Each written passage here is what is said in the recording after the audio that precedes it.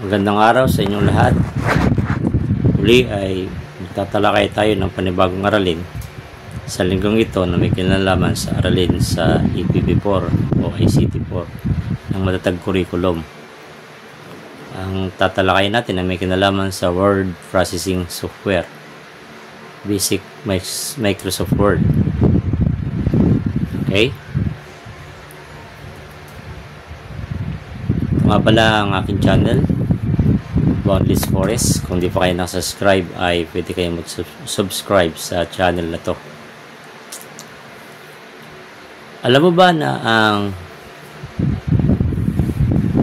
Microsoft Word ay makagagawa ka ng isang maayos, maganda at presentableng dokumento? Tara, matuto tayo kung paano gamitin ang Microsoft Word o Word Processing Software. Welcome sa week 3 ng ating EPP4 matatag curriculum. Sa video na ito, tatalakayin natin ang mga mahalagang bahagi ng Word Processing Software, gaya ng user interface, page size, orientation at margin, font type, style, size at color, text alignment. Bago ang lahat, balikan muna natin ang nakaraang leksyon. Ano ang social media? At bakit ito mahalaga? At alam nyo ba kung ano ang mga dapat tandaan kapag ginagamit ito? Paano ba ginagamit ang social media? Ito'y basta na lang ba ginagamit? Ito ba ay parang sandata mo para magawa mo yung gusto mo? Siyempre hindi. Kasi may limitasyon lang din yan batay sa pinag-aralan natin. Ang word processing software ay isang program na tumutulong sa atin na gumawa, mag-edit at mag-format ng mga dokumento. Halimbawa nito ang Microsoft Word. Makikita rito sa user interface ng Microsoft Word ay binubuo ng mga sumusunod: ribbon, dito makikita ang iba't ibang tools. Dito naman ang toolbar, shortcut sa mga pangunahing functions, document pane, dito tayo nagsusulat. Nakikita niyo yung mga guhit-guhit na yan. Yan yung pinakang mukha ng user interface. Yan, ng ating Microsoft Word. Pwede mo rin i-customize ang iyong Microsoft Word. Step 1, i-click ang file. Then, kasunod ang options. Step 2, piliin ang customize ribbon. Step 3, piliin ang gusto mong idagdag o alisin. I-click ang OK para ma-save ang settings mo. Ngayon naman, alamin natin ang tungkol sa page size, orientation at margin. Page size, letter, legal o custom. Orientation, ang portrait o landscape ng dokumento. Ang margin naman ay espasyo sa gilid. Espasyo sa gilid ng pahina. Panoorin ang video. Hello friends, welcome back in my channel ASR Learning and my name is Sandeep Roy. Today's sessions is about changing page margin, page size and orientations. Well, আগের সেশনসগুলোতে আমরা আমাদের যেরকম ভাবে সিরিজটা চলছে, সো আমরা আজকে শিখব হচ্ছে changing page margin. That's mean একটা পেজের কীরকমভাবে আমরা মার্জিনটাকে চেঞ্জ করতে পারি, পেজ মার্জিনটা, অ্যান্ড পেজ সাইজ কীরকমভাবে চেঞ্জ করতে পারি, আর আমাদের ওরিয়েন্টেশন জিনিসটা কী হয়। Okay, so start. Page margin change করার জন্য আমি তার আগে একটা জাস্ট টেক্সট এখানে নিয়ে নিয়েছি। আপনারা ভিডিওটা পজ করে একটা টেক্সট নিয়ে নিতে পারেন, যে কোনো একটা র্যান্ডমলি একটা কিছু টেক্সট লিখে নিলে ভালো হয়। Okay, so page margin use করার জন্য আমাদেরকে ফার্স্টে পেজ লেআউট ট্যাবটাতে যেতে হবে। পেজ লেআউট ট্যাবটার যাওয়ার পর মার্জিন বলে একটা অপশনস আমরা এখানে দেখতে পাচ্ছি পেজ সেটআপ ব্লকটার ভিতরে। ওকে, সো পেজ লেআউট ট্যাবে পেজ সেটআপ ব্লকের ভিতরে মার্জিন বলে আমরা একটা অপশন পাচ্ছি। এটাতে যদি আমি ক্লিক করি তাহলে আপনারা দেখতে পাচ্ছেন যে বাই ডিফল্ট এখন নর্মাল মার্জিনটা সেট করা আছে। আপনারা এখান থেকেও মার্জিন চেঞ্জ করতে পারেন, এখানে অনেকগুলো আছে, অনেক ধরনের মার্জিনস আছে, যেই মার্জিনটা নেবেন এখানেও আমাদের সেই মার্জিনটা এখানে চলে আসবে। ওকে, কিন্তু যদি আমরা এরকমভাবে মার্জিন চেঞ্জ করতে না চাই তাহলে আপনাদের এখানে কাস্টম মার্জিন বলে একটা অপশন পাবেন। কাস্টম মার্জিনে যদি চেঞ্জ করতে চান তাহলে কাস্টম মার্জিন অপশনতে ক্লিক করলে পেজ সেটআপ বলে একটা আমাদের প্যানেল বা ব্লক ওপেন হবে।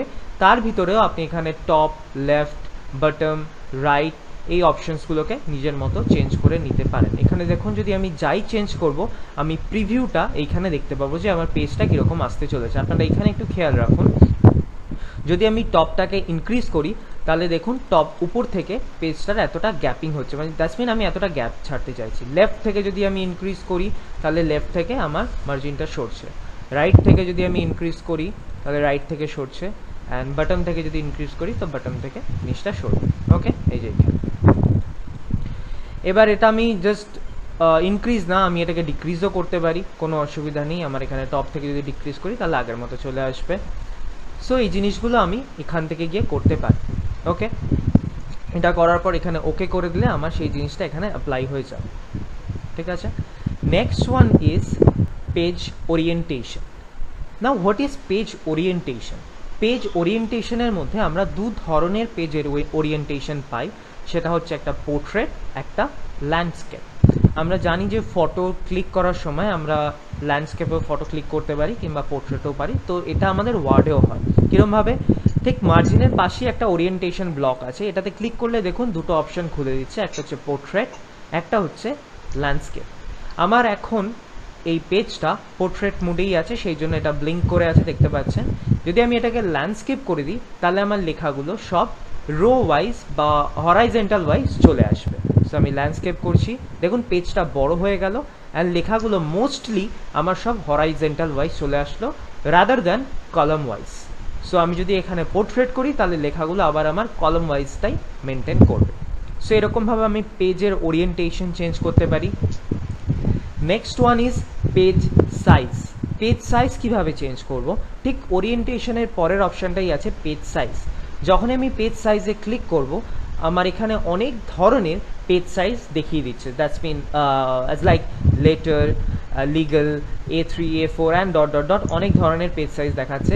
আমরা যদি এখান থেকে A4 সাইজের পেজে প্রিন্ট করাতে চাই বা A4 সাইজের পেজে আমাদের লেখাটাকে আনতে চাই তাহলে A4 সাইজে ক্লিক করব। সো এটা এখন A4 সাইজের পেজের মতো চলে এসেছে।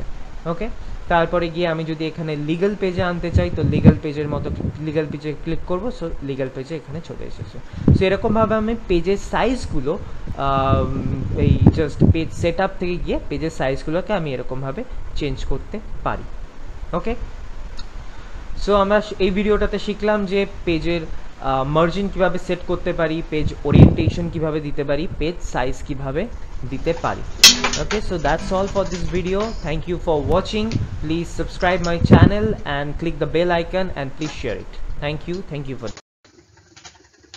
Okay, may iba't ibang paraan para mas mapaganda ang ating dokumento gamit ang font type, halimbawa ang Arial at Calibri. Yung meron namang option yung pagpipilian. Ang font size naman, yung halimbawa yung number 12, 14, 16 hanggang sa lumaki na lumaki. Font color naman, makikita mo naman yung font color. Mamimili ka kung anong kulay yung gusto mong ilagay. Kung pula, puti, itim, green, marami pang iba. Text alignment naman ay left, center, right, o justify. Papakita sa inyo yan ng mga guro nyo paano saan nakapwesto yung mga yun, yung font type, yung font size at yung font color at text alignment. Ito naman ang sample questions para sa inyong kaalaman. Kailan ginagamit ang word processor? Laro, pag-edit ng teksto, panonood ng pelikula at pakikipag-chat. Yan sa pag-edit ng mga teksto.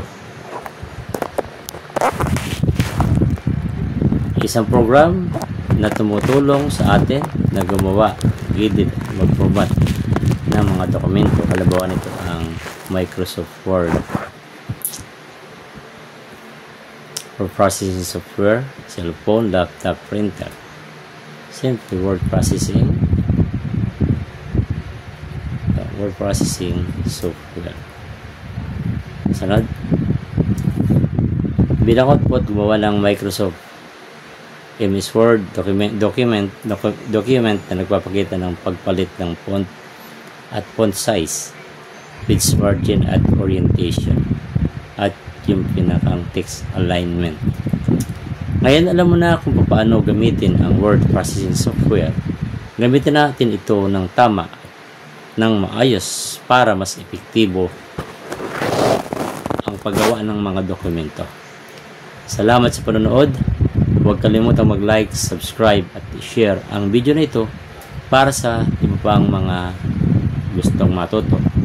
Hanggang susunod, maraming salamat sa inyong lahat.